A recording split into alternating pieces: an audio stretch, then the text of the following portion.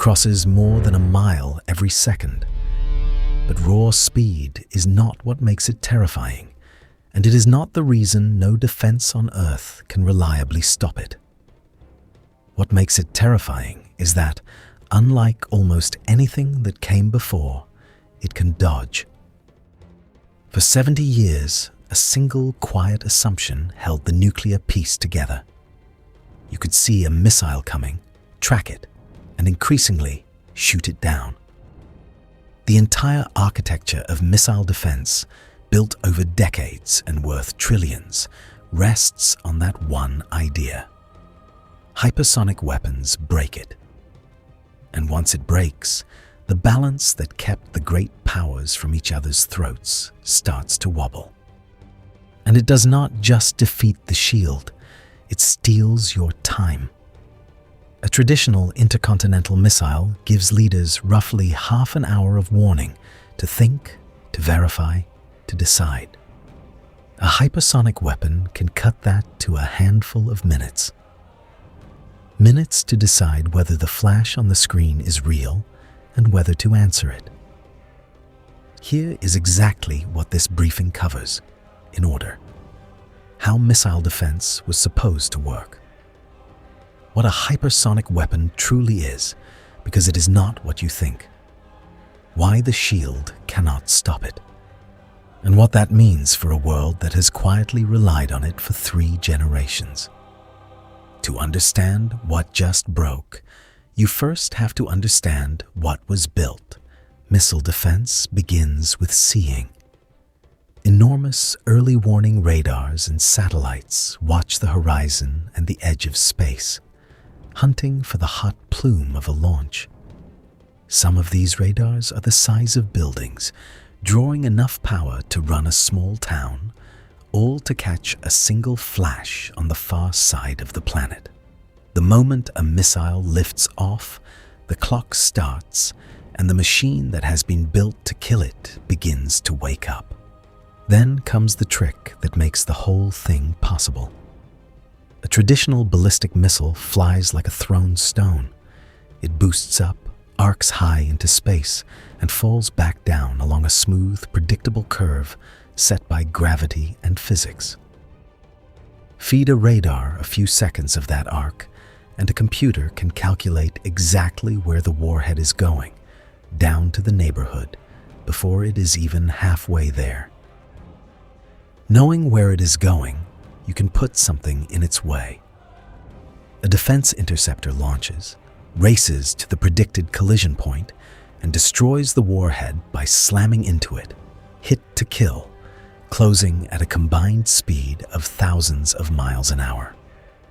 No explosive is even needed. At that velocity, the impact alone vaporizes both. It is often described as hitting a bullet with a bullet, and it is exactly that hard. But because the path is predictable, the shot can, at least sometimes, be made. For decades, this mostly worked. Ship-based systems out at sea, ground-based interceptors in silos, and layered radars scanning the sky turned the predictable arc of a ballistic missile into something you had a real chance of stopping. It was never perfect, and it was breathtakingly expensive, tens of billions of dollars poured into a single layered shield. But it was enough to keep the assumption alive and to keep an uneasy peace resting on it. A missile can be seen and a missile can be stopped. But look closely at that whole beautiful, expensive machine, and you will notice it balances on a single assumption: that the target flies a path you can predict. Take that away, and every radar, every interceptor, every dollar of it starts to come apart. So what exactly is a hypersonic weapon? The honest answer is not the one you usually hear. Technically, hypersonic just means flying faster than 5 times the speed of sound, above roughly a mile a second. By that definition, it is nothing new. The warhead of an old intercontinental missile already re-enters the atmosphere far faster than that. So if it were only about speed, we would have solved this problem, or panicked about it, 60 years ago. So speed is not the trick. The trick is what these weapons do with that speed. Instead of arcing high and falling along a fixed curve, a hypersonic weapon flies low and flat, deep inside the atmosphere, and it steers. It can weave, jink, and change its intended aim point the entire way in, right up to the final seconds. It turns a predictable falling stone into a guided, maneuvering dart that decides where it is going while it is already on the way. There are two main breeds. The first is the boost glide vehicle. A rocket lifts it high and fast, then releases a wedge-shaped glider that does not fall so much as surf, riding the thin upper atmosphere, skipping and steering toward its target at enormous speed. No engine, no fixed arc, just a controlled, maneuvering plunge. The second breed is the hypersonic cruise missile. It carries an air-breathing engine called a scramjet, which is a genuinely strange machine. It has almost no moving parts, and it can only work at these blistering speeds, burning fuel in a stream of air rushing through it faster than sound. Below hypersonic speed, it does nothing at all. It flies lower than a glider and powers itself the whole way. A missile that behaves less like a rocket and more like a hypersonic jet skimming the deck. Building either one is a nightmare of physics. At these speeds, the air itself cannot get out of the way fast enough, and friction heats the vehicle to thousands of degrees, wrapping it in a glowing sheath of plasma. That plasma does not just threaten to melt the vehicle. It can blind its own sensors and choke off its radio links, so the weapon must steer, see, and survive inside a furnace of its own making. This is why hypersonics stayed stuck in the laboratory for the better part of a century, and why actually fielding one that works is a genuine and genuinely alarming achievement. Now put the speed and the maneuver together and look at the path.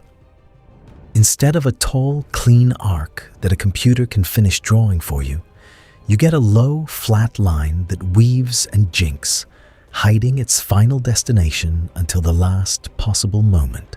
To a defender, that difference is everything. So the innovation was never really about being faster. It is that the path stays a mystery until the moment of impact. And a defense system built to solve a predictable path suddenly has nothing left to solve.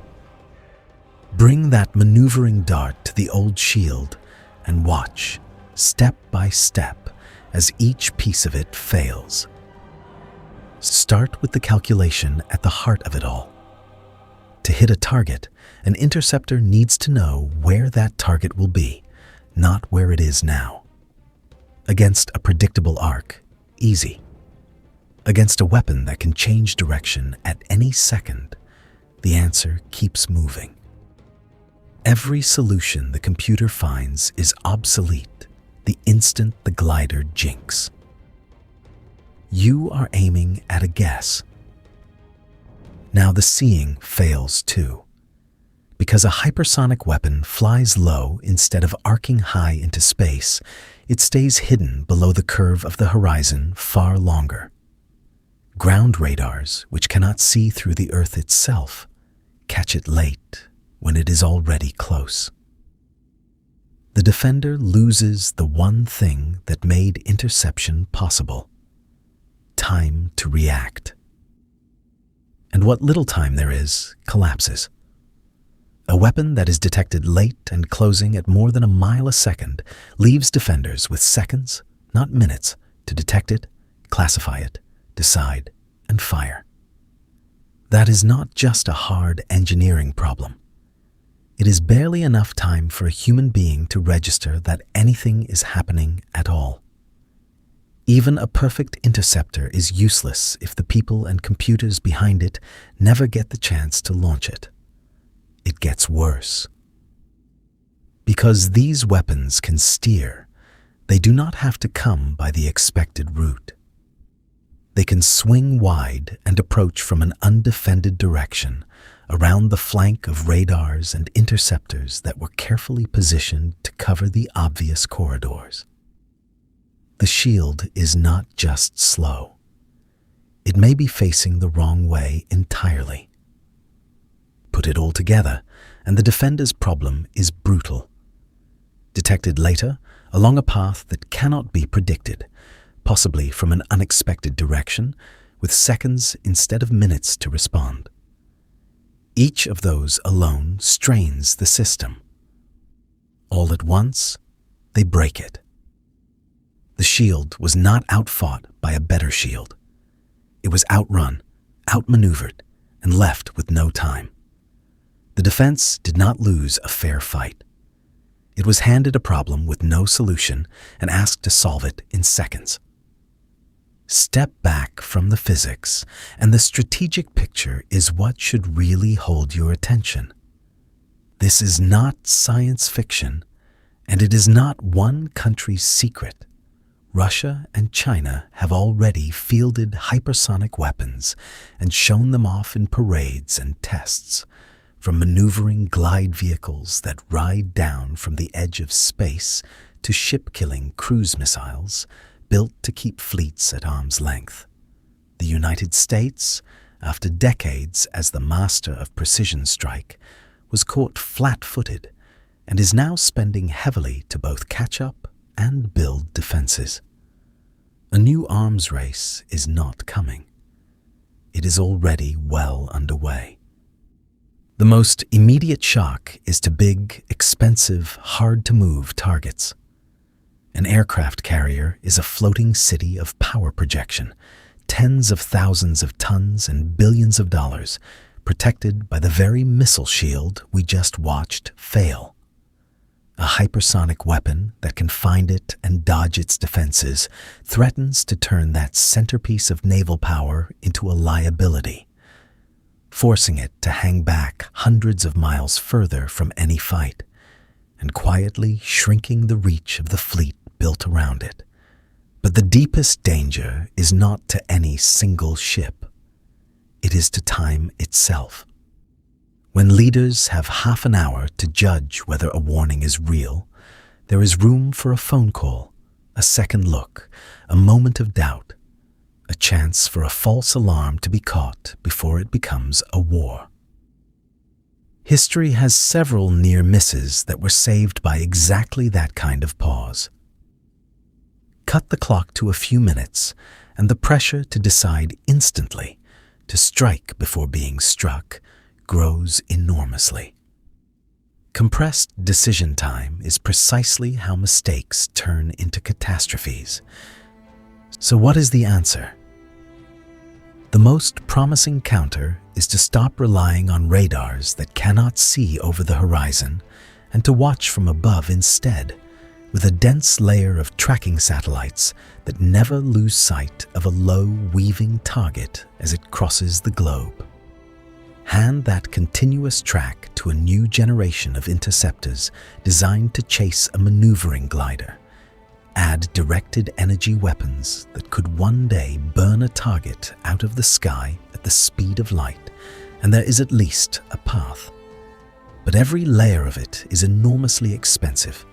Much of it is still unproven in the real world, and each piece is years, in some cases decades, behind the very threat it is meant to catch. The offense, for now, is simply winning the race. For 3 generations, an uneasy peace rested in part on the belief that the incoming missile could be seen, and, if it truly came to it, stopped. Hypersonic weapons have quietly taken that certainty away, and nobody has yet built the thing that gives it back.